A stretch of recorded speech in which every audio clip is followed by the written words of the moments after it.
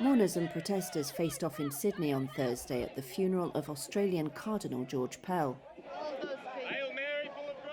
a former top Vatican official who was acquitted of sexual abuse accusations in 2020.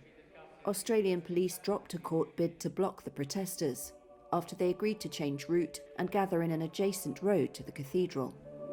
Thousands attended the funeral and many more watched on big screens outside. Pell's body had lain in state since he died in Rome last month at 81. Former Prime Minister Tony Abbott was among several high-profile politicians mourning him. George Pell was the greatest man I've ever known. And if faith means the ability to endure crushing adversity, no one could be a better advertisement for it. That wasn't the view in the park opposite, where hundreds of protesters, many from the LGBT community, condemned the leading Catholic Conservative.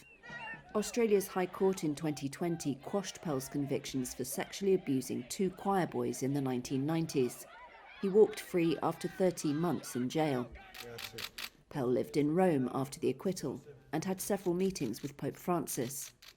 Russell Manser represents survivors of sexual abuse. He was a paedophile facilitator, and he couldn't be looked at in any other way. That's how we should be remembered, a man that thought, hurting children and abusing children was okay.